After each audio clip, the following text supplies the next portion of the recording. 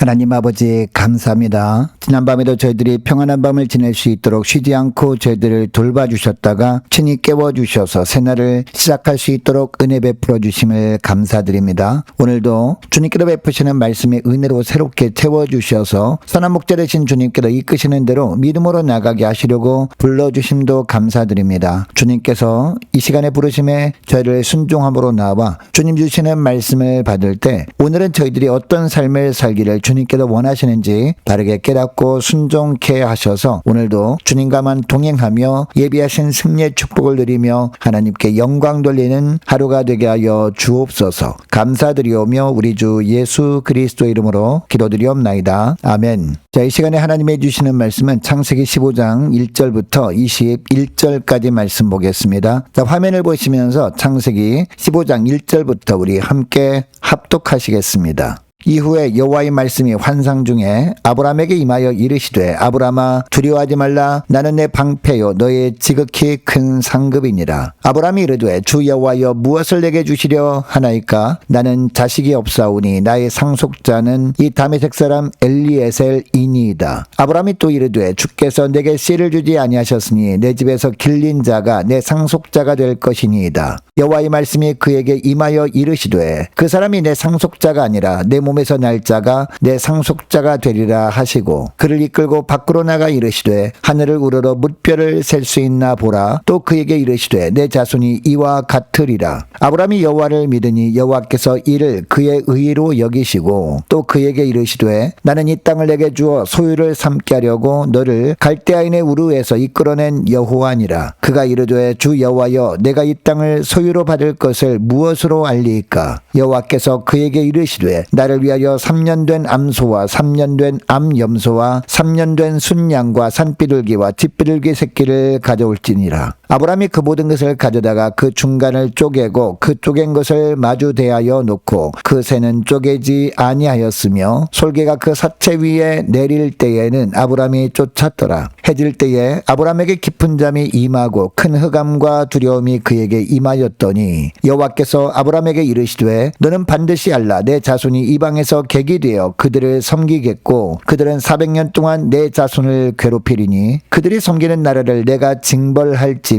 그 후에 내 자손이 큰 재물을 이끌고 나오리라. 너는 장수하다가 평안히 조상에게로 돌아가 장사될 것이요 내 자손은 사대 만에 이 땅으로 돌아오리니 이는 아모리 족속의 죄악이 아직 가득 차지 아니함이니라 하시더니 해가 져서 어두울 때에 연기나는 화루가 보이며 타는 횃불이 쪼갠 고기 사이로 지나더라. 그날에 여호와께서 아브람과 더불어 언약을 세워 이르시되 내가 이 땅을 애굽 강에서부터 그 큰 강 유브라데까지 내 자손에게 주노니 곧 겐 족속과 그니스 족속과 갓몬 족속과 헷 족속과 브리스 족속과 르바 족속과 아모리 족속과 가나안 족속과 기르가르 족속과 여부스 족속의 땅이니라 하셨더라. 아멘. 여러분, 예수 믿는 사람들은 믿음으로 구원받은 자들입니다. 그런데 믿음은 바라는 것들이 실상이요 보이지 않는 것들의 증거입니다. 아무것도 보이지 않는 상황에서 하나님께서 하신 약속은 반드시 이루신다는 것을 의심하지 않고 확신하는 것, 이것이 믿음입니다. 여러분, 이런 믿음으로 살 때 하나님께서 베푸시는 은혜가 있습니다. 첫째로 두려움을 뚫고 찾아오시고 말씀으로 위로해 주신다라는 겁니다. 여러분, 아브라함은 그돌라오멜 연합군과의 전쟁에서 승리하긴 했지만 마음 한구석에는 보복에 대한 두려움이 있었습니다. 뿐만 아니라 하나님께서 아브라함에게 자손을 주신다고 했지만 여전히 자녀가 없음으로 인한 불안함도 있었습니다. 자, 이때 하나님께서 아브라함을 찾아오셔서 말씀하시는데 두려워하지 말라. 나는 내 방패요 너의 지극히 큰 상급이니라 라고 하십니다. 여러분이 하나님의 말씀을 들었을 때 아브라함이 뭐라고 대답합니까? 2절을 보니까요. 주 여호와여 무엇을 내게 주시려 하나이까? 나는 자식이 없사오니 나의 상속자는 이 다메섹 사람 엘리에셀이니이다 라고 합니다. 비록 보복에 대한 두려움과 미래에 대한 염려 가운데 있었던 아브라함이었습니다. 이런 아브라함에게 하나님께서 찾아오셔서 말씀하셨습니다. 그런데 하나님이 말씀하셨을 때 아브라함은 현실적인 한계에 부딪혀서 자신의 종 엘리에셀이나 상속자로 생각하며 반신반의했습니다. 아브라함의 나이가 75세가 훨씬 넘을 때였기 때문입니다. 그리고 사례도 점점 늙어서 아이를 가질 수 없는 몸이 되어버렸기 때문이었습니다.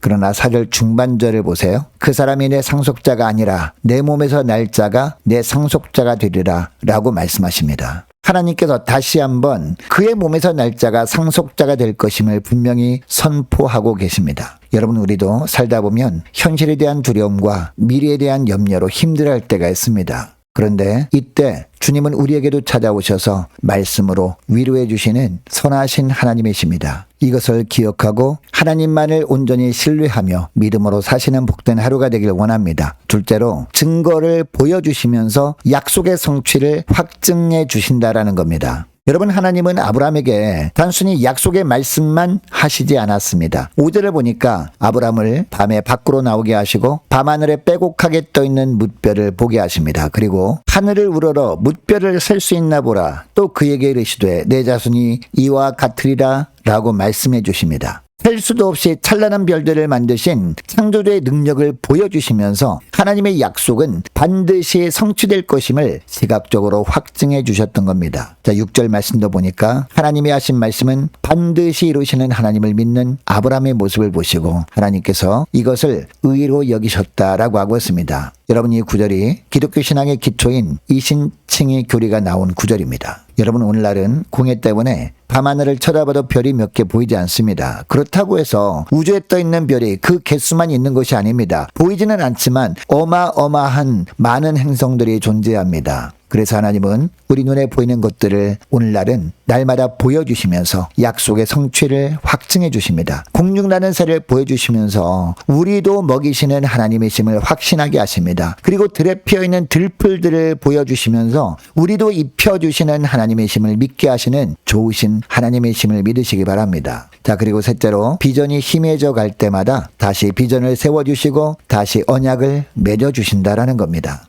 여러분, 아브라함이 가나안 땅에 들어온 이후에 세월이 흐르면서 아브라함이 처음 갈대아 우르에서 받았던 비전이 희미해져 가고 있었습니다. 그래서 하나님은 다시금 그를 불러 세우시고 말씀하십니다. 자, 7절 중반절을 보세요. 나는 이 땅을 내게 주어 소유를 삼게 하려고 너를 갈대아인의 우르에서 이끌어낸 여호와니라 라고 정체성을 일깨워 주십니다. 여러분, 우리도 바쁜 일상을 살다 보면 분주한 현실의 삶 때문에 주님께서 처음 주신 사명이 희미해질 때가 있지 않습니까? 그러나 하나님은요, 이런 결정적인 순간마다 우리를 다시 찾아오십니다. 그리고 우리가 누구인지 깨닫게 하십니다. 또한 어디로 가야 하는지도 다시 새롭게 알려주시는 선하신 하나님이십니다. 그리고 하나님은 다시 언약을 새롭게 해주십니다. 여러분, 오늘 본문 9절부터 보면 가나안에서의 삶에 치여서 비전마저 희미해져 가고 있었던 아브라함과 하나님은 횃불 언약을 맺어주십니다. 하나님을 위해 제물들을 준비시키십니다. 그리고 하나님을 위해 준비한 제물을 반으로 쪼개어 마주보게 한 후에 17절을 보니까요, 하나님께서 친히 그 사이를 지나가십니다. 여러분, 이것은 이 약속을 어길 시에는 내가 죽임을 당하겠다라는 하나님의 목숨 건 다짐이자 의지의 표현이었습니다. 여러분, 이때 하나님께서 아브라함과 맺은 언약을 보면 물론 아브라함 개인에게 하신 약속도 있습니다. 그러나 아브라함의 후손들이 장차 애굽에서 400년 동안 종살이로 괴롭힘을 받게 될 것과 결국 이루어지게 될 출애굽의 구원까지 포함하는 언약이었습니다. 그리고 이것은 오늘날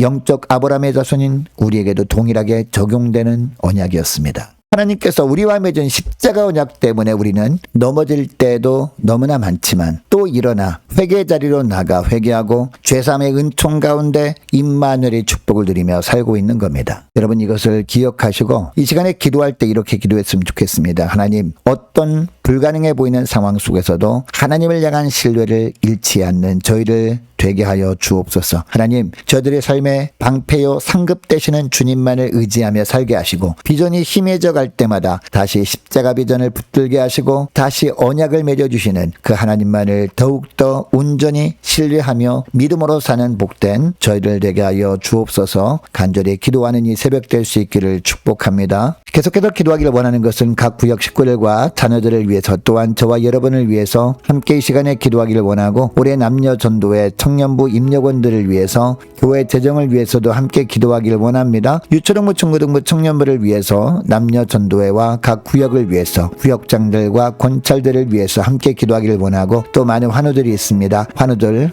위해서 기도해 주시기 바랍니다. 취업을 앞둔 우리 청년들을 위해서 선교사님들 가정들과 나라와 민족을 위해서 우리 교회 앞날을 위해서 또한 저와 여러분이 가지고 나온 기도 제목을 놓고 이 시간에 함께 기도하기를 원합니다. 기도하겠습니다.